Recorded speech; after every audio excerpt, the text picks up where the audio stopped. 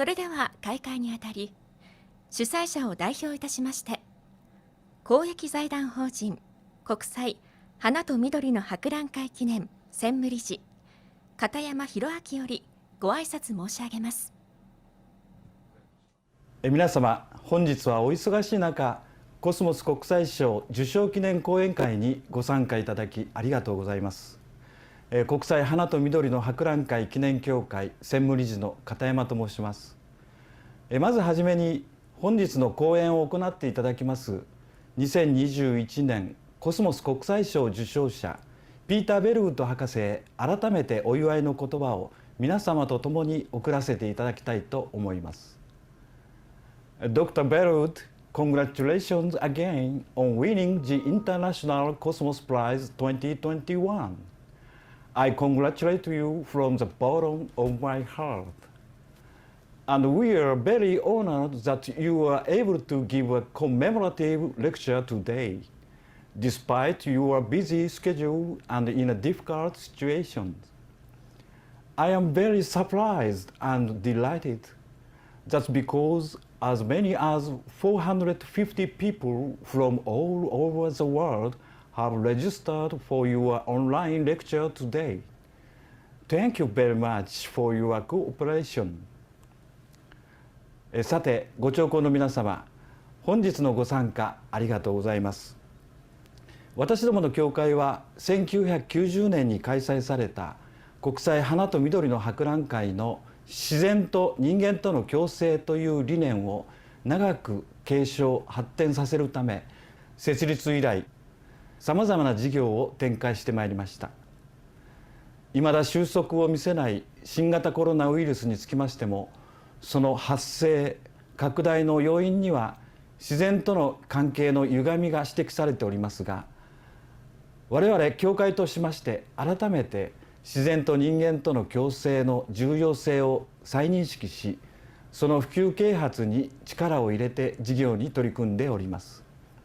そして今回は初めてオンラインでの開催となります。今回は世界から450名ものエントリーをいただいております。皆様、本日のベルウッド博士の講演会を待ち遠しく楽しみにされていることと思います。最後になりましたが、講演会開催にあたりご尽力いただきました関係者の皆様、そしてベルウッド博士に厚く御礼を申し上げ、開会の挨拶とさせていただきます。ありがとうございました。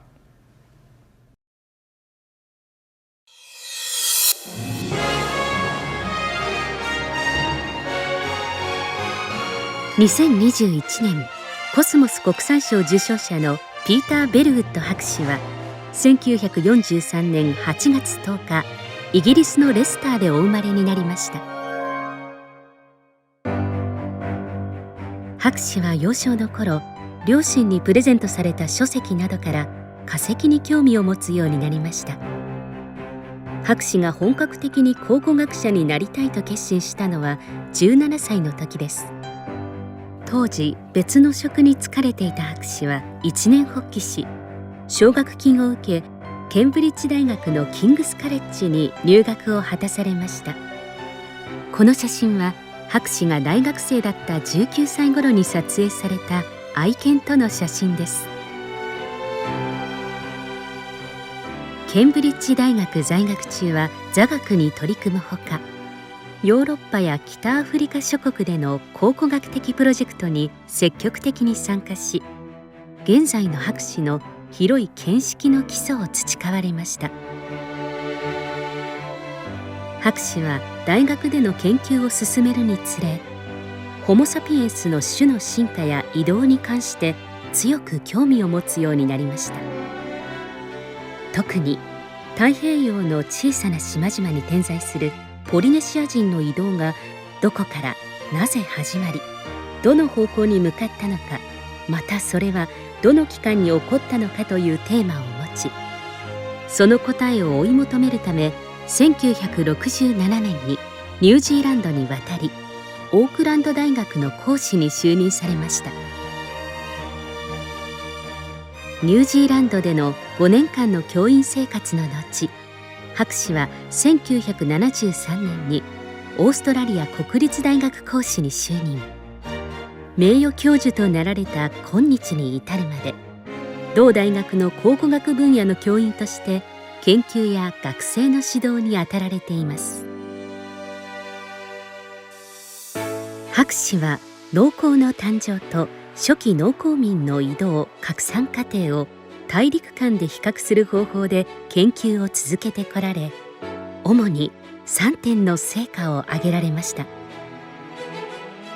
まず、オーストロネシア語族と呼ばれる同じ言語をルーツに持つ人々が、現在の台湾から東南アジアおよび太平洋の島々に移動していった軌跡について、考古学、人類学、言語学などの専門家と学際的な共同研究を進められました。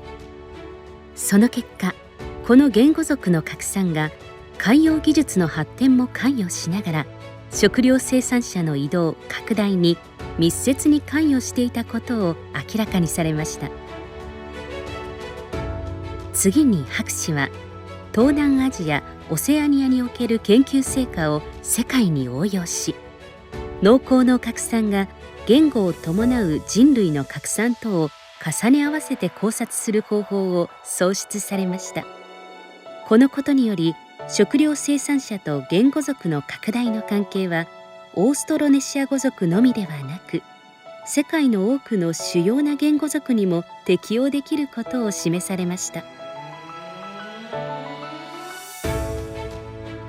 これら人の集団の移動と農耕や言語の拡散が密接に関わる現象のことを、博士は初期農耕拡散仮説として提示されました。この成果を表した書籍「農耕起源の人類史」はベストセラーになるなど、博士の研究成果は世界の研究者や社会に大きな影響を与えてきました。さらに博士は人類の島嶼部への適応過程に関する研究も行ってこられました。主として東南アジアの島嶼部における考古学・古人類学的事例を用いて、人類の島嶼部への生物的・文化的な適応過程を学際的な視点から明らかにされました。このように博士は考古学者として自ら多数の発掘調査を手がけてきたと同時に、言語学、遺伝学、人類学、植物学など関連するすべての分野の情報をくまなく検証し、専門領域の枠を超えた学際的研究を続けてこられました。農耕起源の人類史の解明という壮大なテーマに挑んできた博士の周囲には多くの研究者が集い、特にアジア地域における多数の考古学関係者を輩出してこられました。博士が常に目指しておられるのは、我々人類の祖先の功績を研究を通じて伝えることであり、その功績が現代を生きる私たちに必ずインスピレーションを与えるはずであると博士は強調されます。人類が厳しいパンデミックと直面し、自然との関係性において新たな転換期を迎えている今、コスモス国際賞が掲げる自然と人間との共生を顧みる上で、博士はその礎となる重要な業績を挙げられました。ピーター・ベルウッド博士、コスモス国際賞の受賞おめでとうございます。Thank you very much. I hope you can all hear me. I'm in Canberra in Australia because of COVID, of course. Well, I'm delighted to receive the International Cosmos Prize for 2021 and to follow in the footsteps of so many illustrious predecessors. I'm sorry that COVID has forced the cancellation of a live award ceremony, and I know that the situation has been of great concern to the Cosmos Committee because nothing like this has happened before, of course. So I must thank them all for awarding me the prize and for their management of this online lecture. Now, my contributions, of course, have been mainly on the side of humanity rather than nature, I've sought to show how the peoples, languages, and cultures that we see across the world today came into being and spread in periods long before the creation of any written history. But obviously, of course, people have to spread hand in hand with nature. So nature is always a part of all of this history as well. Now, my talk has a few separate topics. I will start with my first topic that I've labeled in the beginning. And the announcer before me went over a little bit of the ground with some very nice photographs taken of me many years ago. Yes, as a young child in England, I was intrigued by fossils. And near my home village in Leicestershire, there was a wonderful quarry where one could pull ammonites, little circular Jurassic fossils, out of Jurassic shale. But I wasn't cut out to be a paleontologist. And at the age of 17, I decided I wanted to become an archaeologist. I'd already left school at the age of 15 after my father died, and I was working as an apprentice machinist. So I had to go back to school in order to study and get a scholarship to go and study archaeology in Cambridge between 1963 and 1966. My main subject matter there was the archaeology of Northwestern Europe, particularly during the Iron Age, Roman, and the post-Roman or early medieval periods. And as you just heard, I also joined excavations in places like North Africa, other European countries, the Middle East. I was in Iran for quite a long time in 1966. And I began to realize that Homo sapiens is and always has been an extremely interesting species in terms of its evolution and behavior. We're a unity in terms of our origin as a species, despite superficial differences in physical appearance between people from different continents, and despite some very interesting differences in language and culture. I wished to learn more about Homo sapiens from my perspective as an archaeologist. And after returning to the UK from Iran, I applied for a lectureship in archaeology at Auckland University and traveled by ship to the other side of the world in 1967.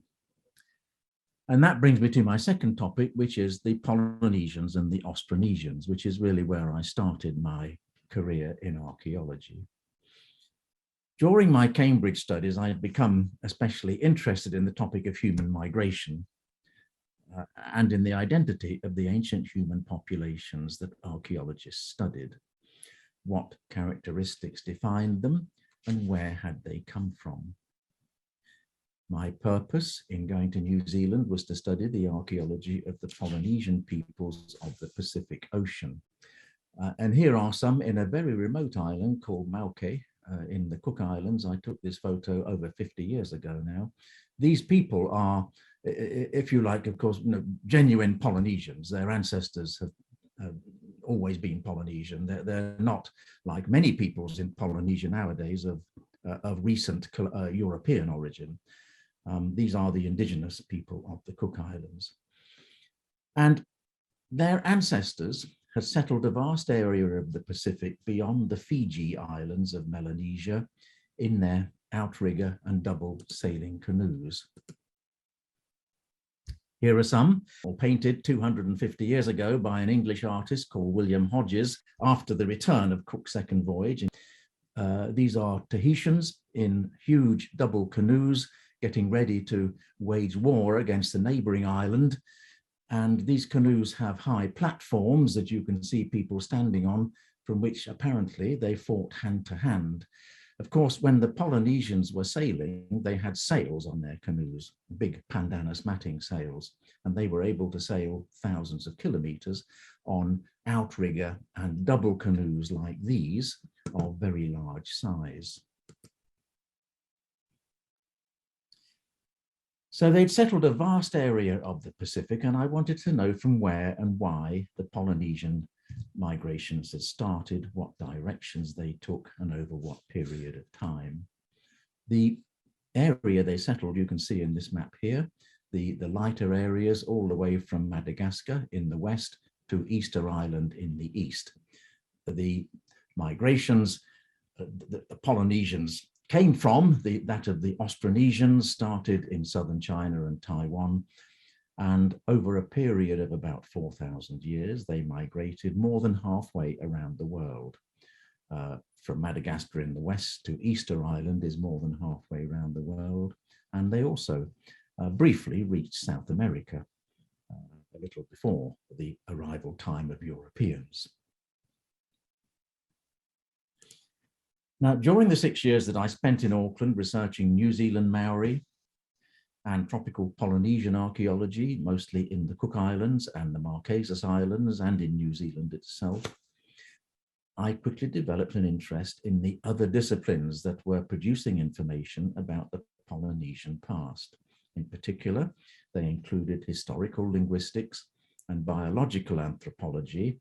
At that time, biological anthropology involved skeletons and bodies of the living. There was not much DNA in 1967, and certainly no ancient DNA from bones. All of that knowledge of ancient DNA, of course, has developed in the last 10 or 20 years, and it's made an enormous difference to our understanding.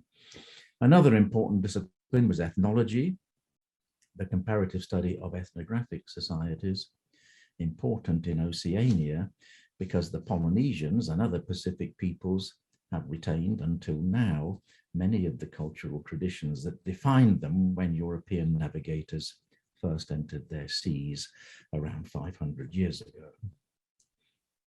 In 1973, I was invited to apply for a lectureship in archaeology at the Australian National University in Canberra, and I've remained there until this day, including in my retirement. In 1974, I started my Southeast Asian fieldwork with an Indonesian colleague, Imade Sutayasa, in the Talaud Islands of eastern Indonesia, excavating mainly in coral limestone rock shelters, good places to preserve archaeological records in wet equatorial climates. I went to Talaud because the Polynesian languages belong to a large linguistic family termed Austronesian that covers most of island Southeast Asia. You can see its distribution in this map here, including eastern Indonesia and the Pacific. If you can see my arrow moving, the Talaud Islands are here between the southern Philippines and the top of this island of Sulawesi in Indonesia.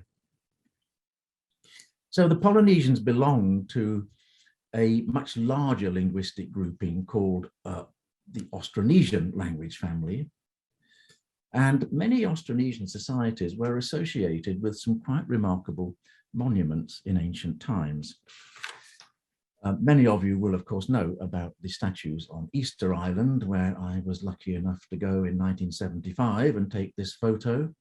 But there are very similar statues on the right-hand side in an area of central Sulawesi in Indonesia, which have the same sort of chin shape and body shape. Their busts cut off at the middle. They have long-fingered hands around their stomachs.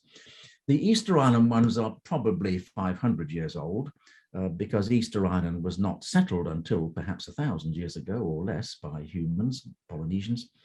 The one in Sulawesi, we don't know how old they are. You'll see this person is wearing a headdress of what appear to be beads around his or her head. And this one could be as much as even 3,000 years old, but it's very difficult to date stone statues of this type unless they're buried in archaeological deposits. And this one, of course, is not. So to me, these statues, they look alike, but they are 14,000 kilometers apart. And of course, it's most unlikely that anybody ever sailed, any individual group of people in a canoe from Sulawesi to Easter Island. That is unthinkable. I think it's impossible. So this suggests to me that we have a situation of shared inheritance, shared ancestry, defining why Austronesian people have similar cultural habits in different parts of the Pacific and Southeast Asia. Now, the Austronesian migrations occurred in rapid spurts. Some of them covered quite long distances very quickly. Sometimes there were periods of relative stability. Two periods of long distance movement were those of Lapita pottery makers into island Melanesia and Western Polynesia around 3,000 years ago. And then 2,000 years later, the Eastern Polynesians rapidly settled a vast area of the Central and Eastern Pacific. Of course, the migrations of these Polynesians and Austronesians were therefore in spurts that were occurring in these two cases about 2,000 years apart. Now, by 4,000 years ago, archaeologists know that a lifestyle had developed in Southeast Asia, particularly in the islands of Southeast Asia, that was inherited by the Polynesians. And this included food production with domesticated animals and crops, a Neolithic technology with polished stone tools and pottery, but not with any metal, no copper, no bronze. In Polynesia, this lifestyle also included village settlements with timber houses, an efficient boating technology with planks lashed together and fitted onto dugout hulls with outriggers and sails. And the domesticated animals that went into the Pacific included pigs and dogs. There were no cattle or sheep. They didn't reach this part of the world. And chickens were domesticated in Southeast Asia, but somewhat later than the pigs and the dogs. And there was also a broad range of tropical fruits and tubers, yam and taro and coconut and banana. And in the case of the islands of Southeast Asia, rice and millet. Those have been found in large quantities in excavations in Taiwan and in the Philippines, although rice and millet were never taken into the Pacific Islands. Now, my first discovery in 1974, when I went to the Talaud Islands, I can explain to you from this slide here. This pink area here, labeled number 3, is what I call a spread of red-slipped pottery from southeastern Taiwan via the Philippines into the eastern part of Indonesia. The process of Austronesian dispersal started in South China, of course, but it spread to Taiwan and then through Taiwan into the Philippines and then south into the eastern islands of Indonesia, particularly Sulawesi and the eastern side of Borneo. Then this yellow area represents a development starting about 1,500 years before the birth of Christ, maybe 500 years after the red slip spread. This was of decorated pottery going from the Philippines to the Mariana Islands in the western part of Micronesia and right through into Melanesia to as far as Samoa and Tonga in the middle of the Pacific. There it stopped. And it actually stopped for about 2,000 years until the Eastern Polynesians traveled on from somewhere in this area of the yellow part of the map to settle all of these Eastern islands at about 1,000 years ago, thereabouts. And they also reached about 1,000 years ago as well, South America. That's recently been demonstrated from genetic information. Now, that's not all. The Austronesians also settled these islands of Western Indonesia. Not so much is known about that, but they got to Madagascar about 500 years after Christ during the Iron Age. And the Malagasy people are thought to have come from Borneo Island here, sailing, of course, through Western Indonesia. So this is a process of migration starting in southern China through Taiwan into the Philippines, south into eastern Indonesia, and then spreading west, eventually to Madagascar, east through the Micronesian and Melanesian islands to reach 2,000 years later, these very far-flung regions of eastern Polynesia. You'll note that Austronesians never settled in New Guinea or Australia, except around the coastlines of New Guinea. That is because New Guinea already had farming peoples before these Austronesians arrived. There was a separate development of agriculture here. In Australia, the population remained hunting and gathering until European contact. So that lifestyle of agriculture spread into the Pacific. And of course, I started to realize that very quickly. And after I went to the Talaud Islands here, I then spent some time working in the northeastern part of Borneo here, Then I went to the Moluccas Islands over here to the west of New Guinea. And then I moved up to the Batanes Islands between Taiwan and Luzon over a period of about 15 years. In the most recent time, I've been working along the coastal areas of Vietnam in archaeology there. So now, 40 years after my first field work in Indonesia, the history of Austronesian migration through Southeast Asia and into the Pacific Islands is well understood from the combined research of archaeologists, linguists, and geneticists. That is what I have been showing here. There's still scope for disagreement about fine details, but this overall picture is not likely to change. The dating and the sources and the movement directions are fairly firm. And I will stress again that these movements occurred over a period of, well, at least 3,000 years, starting in Taiwan, from Taiwan to the Philippines at about 2000 BC, and then eventually reaching the eastern part of Polynesia, Tahiti, New Zealand, about 3,000 years later.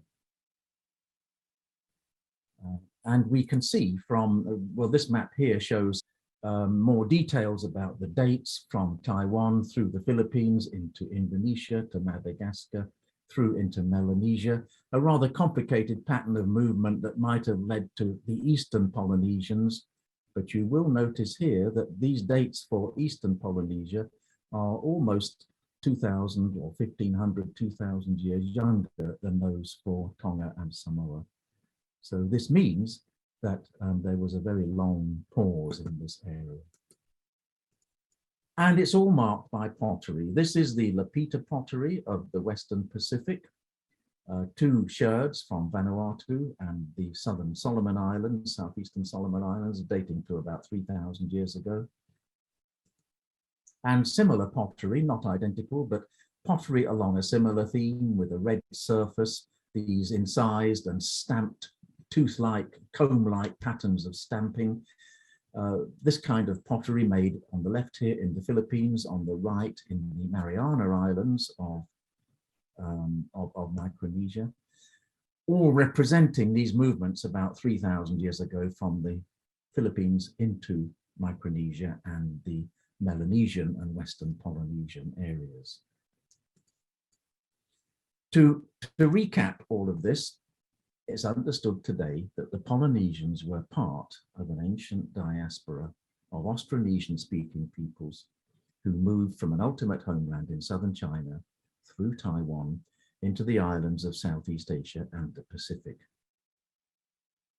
Most significantly for me, linguistics and archaeology indicate in combination that early Austronesian-speaking populations, like their ethnographic descendants, had food production with domesticated pigs and dogs, and chickens a little later, and a range of food crops that included rice and millet in Taiwan and the islands of Southeast Asia, although both rice and millet ceased to be grown as migrants moved into the vicinity of New Guinea, which already had a non-Austronesian tradition of tuber and fruit domestication. The Austronesian migration did not occur just because people knew how to build boats or just felt inquisitive about what lay over the horizon. It required a very high rate of population growth if it was to be successful, and such population growth could not have occurred without food production or agriculture with domesticated and transportable varieties of plants and animals. Don't forget here, many Pacific islands, especially in Polynesia, Micronesia, and Eastern Melanesia, are too small to support hunting and gathering populations. They have no land-based resources. They have fish and shellfish, but the islands are too small to support people unless they brought in their food supplies, domesticated food supplies with them. But that is how the Polynesians were so successful. Now I move to topic 3, thinking beyond the Austronesians. My research on Austronesian migrations forced me to think about 3 questions. 1, how did enormous language families such as Austronesian spread in the first place? 2, is it possible to match the early spreads of language families such as Austronesian with the large-scale spreads of similar sets of artifacts in the archaeological record, or archaeological cultures, if you like. And 3, is it possible to match the early spreads of language families with the migrations that are nowadays being identified in human genetics, especially through the analysis of ancient DNA? This avenue of research was not available during my early career, but now it tends to dominate the new publications that are coming out. Now, these major language families, this table, which I am afraid is perhaps a little complicated, does have a large number of them. Many of them are in Asia, Africa. Niger-Congo is in Africa. Some of these ones here, of course, are in the Americas. These are major language families that have, in 2 cases, Austronesian and Niger-Congo, over 1,000 related languages. Now, when I say related language, I should explain that linguists group related languages together into named families because those languages share in common a quantity of words and grammatical features that they've inherited from a common ancestral language through many generations of past speakers. In other words, language families have homelands and they have languages that descend and continually diversify through time to create these hundreds, or in some cases thousands, of languages that belong in some families today. Now, I'm not going to go through all of these language families. Of course, Austronesian, the traceable homeland is Taiwan. The people themselves come from southern China. They didn't evolve out of nothing in Taiwan, but certainly linguistically, the traceable homeland is Taiwan, because everybody in southern China nowadays speaks either Thai or Chinese languages, not Austronesian. Indo-European, that includes English. Trans-Eurasian includes Japanese, 80 languages or so over a vast area of northern and eastern Asia. And Niger-Congo, Afro-Asiatic, Sino-Tibetan in Asia and Africa, Tupi-Guarani in South America, Uto-Aztecan in Central and North America, Arawak in the Amazonian. Well, here we are. Okay, you can see them here. Now, these are the modern major language families of the, what some people call the old world, that is Africa, Europe, Asia, and Australia. These ones that are marked are the languages of farming or pastoral populations. As I said, Trans-Eurasian includes Japanese. Sino-Tibetan includes Chinese, Indo-European includes English and so forth. Afro-Asiatic includes Arabic and Hebrew. Niger-Congo includes the Bantu languages over much of Africa and so forth. These language families are shown here as they are, or as they were in 1500 AD, that is, as they were at the beginning of the colonial era. Of course, Australia nowadays, the majority of people speak English, but 500 years ago, they spoke indigenous languages, and the same for all of these other areas. How were these families created? Now, of course, what we're seeing today is a pattern that has taken thousands of years to evolve. And we know that languages have been spreading all the way through history, but there has to be a start to the process. And my suggestion with all of this is that with the development of farming, commencing about 10,000 years ago in different parts of the world, these language families began to spread as their populations increased. Those spreads have continued until recent times, of course, but the initial spreads, often over very large areas, took place long before any written history. Now, my own language family, because I speak English, Indo-European, you can see it runs from Ireland and England and from Scandinavia all the way through into Iran, northern India, as far as Bangladesh. That is a vast family of closely related languages, easily traceable and comparable by linguists. Where does it come from? How did it get there? Well, that is an incredibly interesting question. And of course, let us not forget that although Indo-Europeans had a great deal of history, the Greeks, the Romans, the Hittites, a lot of other people recording history from at least 3,500 years ago onwards, none of this spread is represented in that history. Indo-Europeans had already reached island and Bangladesh long before the Greeks or Romans or Hittites existed. And that is extremely important. These are prehistoric spreads, and there has to be a reason for them. So how did language families spread? Well, they spread because the people who speak those languages spread. They didn't spread because people adopted them for no good reason, like children in school might learn a foreign language. That is not how these language families formed. They formed because of spreads of their indigenous speaking populations who increased their numbers and occupied new territories. I've been building up that opinion for many years, derived from reading historical accounts of language spread, looking at archaeological and linguistic records. What linguists call language shift, where populations move into speaking another language and abandon their own language, is actually quite rare on a large scale. And it was probably very rare in prehistoric times. There are not that many examples. There are some, of course, in the colonial world. Pidgins and other mixed languages have been forming under conditions of extreme translocation of populations through slavery and things like that. But in indigenous tribal societies living 3,000 or 4,000 years ago, I see no reason to assume that languages spread by anything other than the movement of their speakers. And that is one of my fundamental points about all of this. This is why I developed the early farming migration hypothesis, that the initial spreads of these languages started with the developments of agriculture and the increasing populations in different parts of the world as a result of development of agriculture. Now, this map shows the old world. Of course, there is a similar one for the new world. Now, I don't have time to go into details here. Some of these new world families, Uto-Aztecan, Arawak, and Tupi language family, to me, Chibchan as well, are connected with farming spreads. There's little doubt about this. So also are Iroquoian, Siouan. Some of the others are not so certain. And I would mention here that the Arawak group is very interesting because it was the Arawak peoples who settled the islands of the Caribbean, probably about 800 BC. There were people there before them, but Arawak languages spread right through the Caribbean islands, as well as through large areas of South America.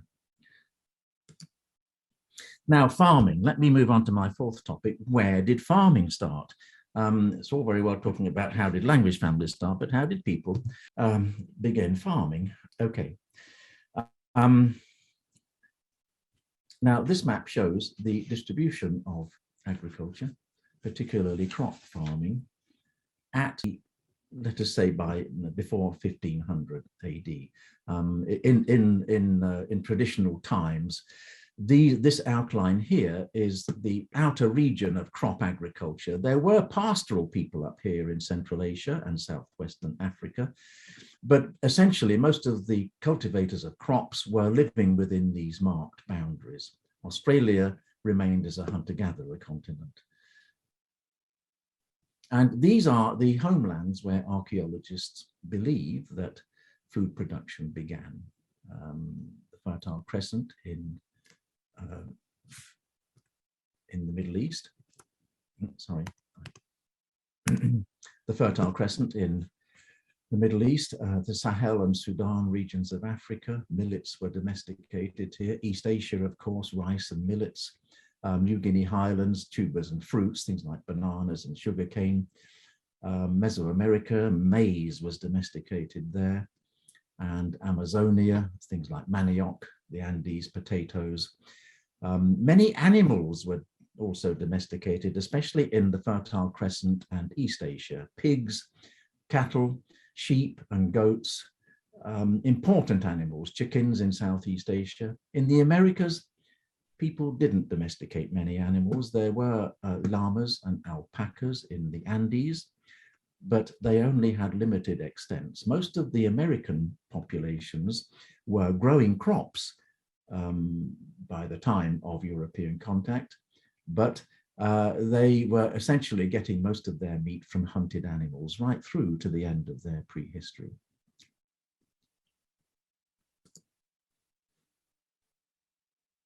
Now, in the early 1980s, I was beginning to fit things together, and this map shows what sort of the conclusions that I was coming to. I started off, of course, with Austronesians. I realized that Austronesians had originated linguistically, at least in Taiwan, and Taiwan was very close to southern China, and this Yangtze Valley here was where rice was domesticated. I'll come on to that in a moment, sort of 6,000 or 7,000 years ago, and millets also in the Yellow River basin of China.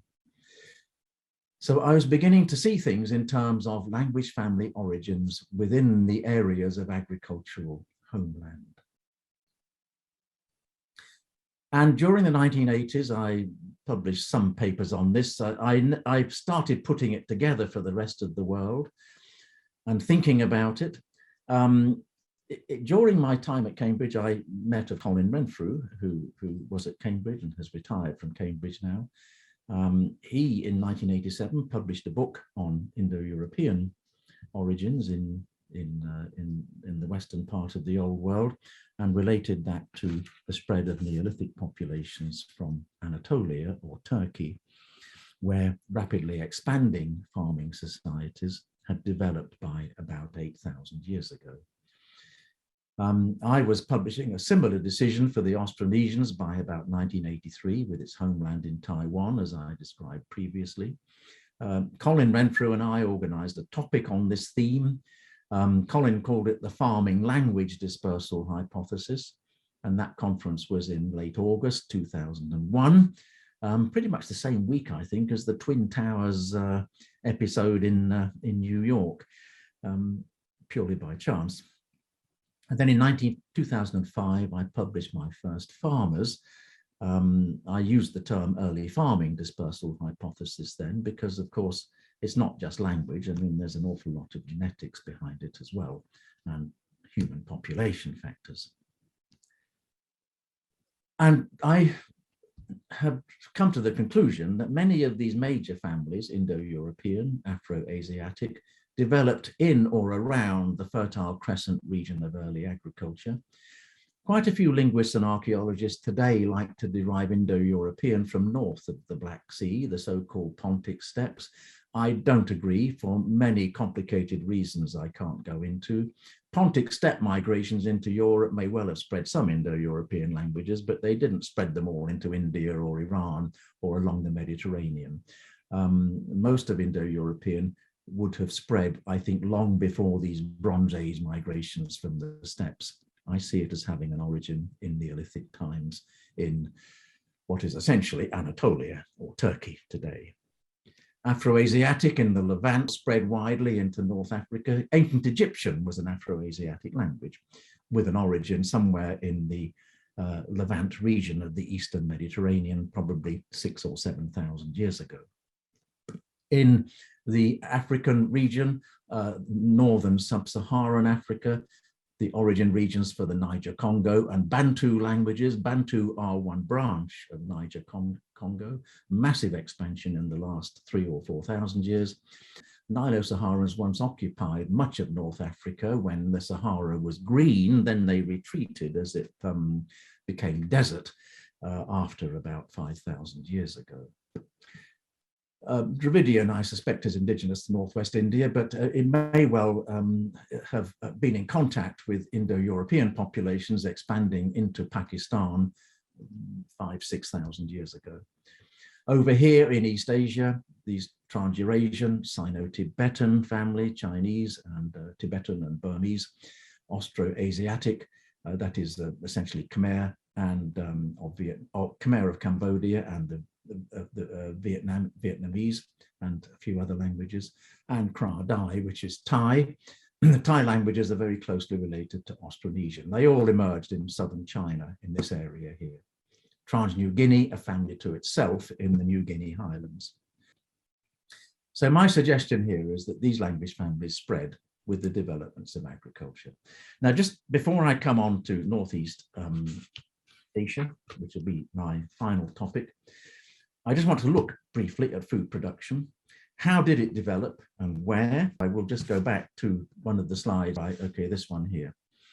About 10,000 years ago, food production was very much a new venture for Homo sapiens, and it was confined mainly to the Holocene warming of the Earth after the retreat of the final ice age. Here, if you like, is a major linkage between humans and nature. The Holocene is dated from 11,000 years ago by geologists until now.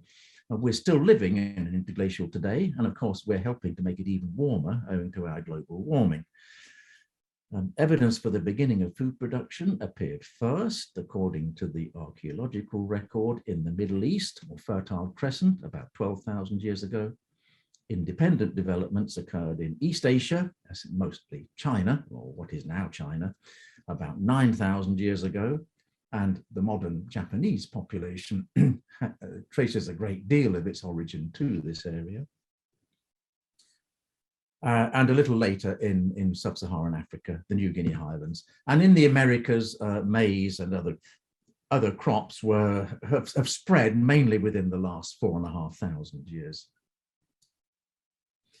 In order to become farmers, ancient hunter-gatherers, because of course everyone started that way in the world, and for 2 or 3 million years previously, everybody was a hunter-gatherer, had to learn how to cultivate the land and manipulate their plants and animals so they could acquire the domesticated features that made them more productive, easier to harvest, and transportable to new landscapes and environmental conditions. Food production meant more food than hunting and gathering alone in the majority of situations, and human populations grew in numbers. A constantly growing population would have meant eventually that there would be reasons to seek new land, and many places to find such land would have been in the territories of adjacent hunters and gatherers, who were much smaller in population size than farmers. The tendency of farmers to monopolize highly productive farmlands by means of family or kin group ownership lies at the base of many of our unequal social systems in the world today.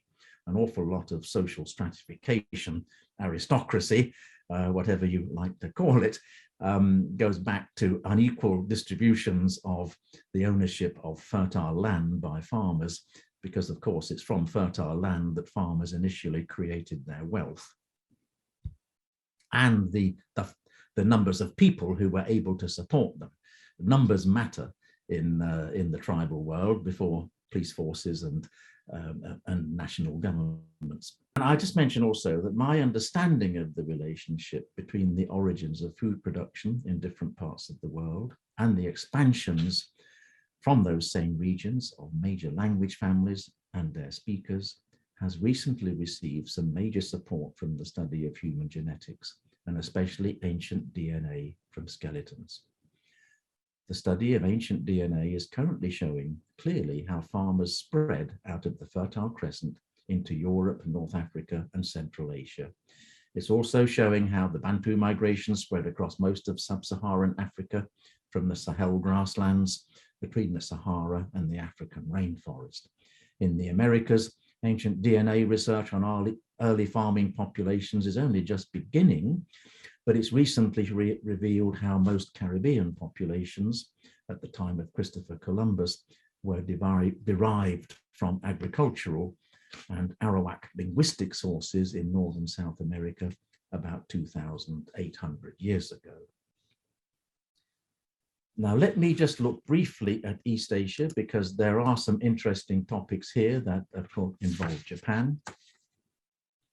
The 3 main homelands of food production in East Asia are essentially in the large riverine plains of northern and central China. There are 3 of them labeled A, B, C here, centered on the Liao River in northeastern China, the Yellow River in central China, and the Yangtze River also in central China. And these appear to have been the respective homelands of 3 major language families, Trans-Eurasian in the case of the Liao River, including the Turkic, Mongolic, Tungusic, Japanese, and Korean languages. Sino-Tibetan includes the Sinitic, Tibeto-Burman languages of the Tibetan Plateau, the Himalayas, and right down into Burma and Western Thailand. The third group, C, Hmong-Mien, the Austroasiatic peoples, the Khmer of Cambodia, the Vietnamese, Kra Dai, and of course the Austronesians who went so far right through the Pacific. The northern groups, the Trans-Eurasian and Sino-Tibetan populations, live in areas where the Neolithic was focused on millet cultivation. The Yangtze areas and southern China were mainly based on rice cultivation. And here is a map of the early sites that have evidence for Neolithic agriculture in China, going back to 6,000 or 7,000 before Christ in the case of some of these sites in southern China, 6,000 BC in the case of Xinglonghua and Peiligang and Jiahu. In the north, people cultivated foxtail and broomcorn millet. In the south, they cultivated japonica rice. And in the middle areas, of course, they grew both of them together. They're often found mixed in sites. And these cultures developing agriculture were underway by, well, at least 6,000 before Christ. And they were reaching their maximum productive capacity by about 4,500 before Christ, with very big populations. Archaeologists can trace through the remains of archaeological sites the increases in population numbers through time. Some archaeologists think that perhaps between 6,000 and 4,000 before Christ, these populations on these riverine plains might have increased by 30 or 50 times. That makes you think about what is happening. Here are some archaeological photos of the early villages in China. The A is one in the Yellow River, a site called Banpo, dates to about 4,500 BC. Little circular houses with sunken floors and a big house in the middle and a ditch, defensive presumably. A lot of people, no doubt fighting each other over land and other reasons to have a quarrel. Store pits, cemeteries and kilns for making pottery outside the ditch. Here's a stone reaping knife for harvesting rice from central China. Some early pottery, red slipped, with rice mixed into the clay. Here is a reconstruction of a long house dating to about 5,000 BC at a site called Hermudu in the Yangtze, lower Yangtze area. These people were rice growers. And here is a rice cultivator site at Tianluoshan, a massive earth oven here of clay balls for cooking, a pig possibly, or a deer, and timber supports for houses on stilts like this one here. The timber is preserved because the ground is waterlogged. These are low-lying areas close to the sea where water builds up, and the archaeological deposits have to be excavated from underneath the water. What about the Trans-Eurasian language family? Well, recently in Nature last year, you can see it in the bottom of the slide, a paper was published suggesting that this language family originated in the Liao Basin in northeastern China, the Trans-Eurasian linguistic homeland, amongst millet cultivators, particularly broomcorn millet, which is adapted to this fairly cold climate region. They had domesticated pigs and dogs, weaving, they made pottery, polished stone tools. And over a period of possibly 3,000 or 4,000 years, they began to spread into surrounding areas. Now, I don't have time to go into all the detail. This map here shows where the Trans-Eurasian languages were roughly located possibly 1,000 years ago. Nowadays, of course, many people here speak Russian, and here they speak Chinese. Many of these languages are now remnants because of the spread of modern state languages. The Turks conquered Istanbul in 1453, but they were settling Turkey in about 1,000 years ago. Turkey has long-lived Indo-European populations for thousands of years before this, Greeks, and then, of course, before them, the Hittites and other populations of Anatolia. So this is the overall distribution of the Trans-Eurasian languages, including Korean and Japanese. It's called Japonic here because Japanese does include the Ryukyu island language as well. Ainu, you might note, is not Trans-Eurasian. The Turkic and Mongolic spreads and the Tungusic were probably pastoral people because crop agriculture is not possible in many of these central parts of Asia. But the people who spread to Korea and Japan did bring crops. The ones who spread to Korea took millet and the Korean language. About 3,000 years ago, it is thought they spread through Korea into Japan, the so-called Yayoi people, of archaeologists, with rice cultivation that had spread north from the Yangtze region into northeastern China.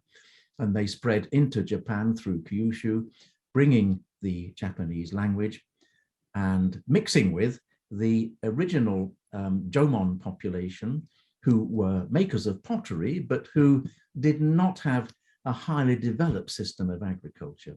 Jomon people were essentially hunters and gatherers because Japan is a very, very fertile and rich archipelago in terms of its forest resources. But Jomon people knew about agriculture, but they were not rice farmers that the Yayoi populations that migrated in and mixed with them 3,000 to 2,500 years ago. Now, my final point in the last 5 minutes, where to next? I hope I've explained to you my general viewpoints about how language families and human populations and archaeological cultures connected with farming and agriculture and pastoralism, how they've all spread in the last 10,000 years. I do think much of the world that we see today is a result of the last 10,000 years of spread. There's not a lot in the world that goes back, say, 50,000 years to the Paleolithic. Now, there are peoples in Africa and Australia, particularly in southwestern Africa, who have been in place for many tens of thousands of years, and many of those populations are hunter-gatherers. But the vast bulk of the world's population, particularly in the middle latitudes where agriculture is possible, have spread within the last 10,000, 12,000 years. Now, sometimes I like to wonder whether all of this knowledge about the human past is of any use for improving the lives of our children and grandchildren in the rather threatening tomorrow into which we're all staring. I have to be honest and declare that knowledge of the deep past of the kind I'm discussing here has insufficient direct relevance to inform us how to act in modern situations of immense complexity. Our future will depend very much on actions in our present, right now, and not just on what happened in the deep past. But I do draw one conclusion from the deep past. The human species is a unity in terms of its shared origins in Africa, and all of our ancestors deserve recognition for their roles in the creation of humanity as it exists today. In this age of political and economic uncertainty, when the resources of the world are so unevenly distributed between different populations, I like to think that this unity of humanity and respect between all of its members can serve as a beacon for the future. To light that beacon, we must share knowledge equally between all communities across the world and ensure that the right to an education is given to everyone, regardless of gender or socioeconomic status. And as we all know, there are many people in the world today who don't have a right to education. However, a unity of humanity in an evolutionary sense need not mean that our future must be one of identical people speaking a single language and behaving in an identical cultural way across the whole world. The cultural differences that can create fault lines through our modern human society pose threats to stability. We read about them all the time in our newspapers and TV screens. But on the other hand, cultural and linguistic diversity has always been an essential part of the human experience, just as genetic mixing between different populations has always reduced the dangers that result from long-term inbreeding. I see a total uniformity of biology, culture, and language as an undesirable prospect for the future. The level of cultural and linguistic destruction that would be required for such uniformity to occur would be disastrous. So long live our human diversity.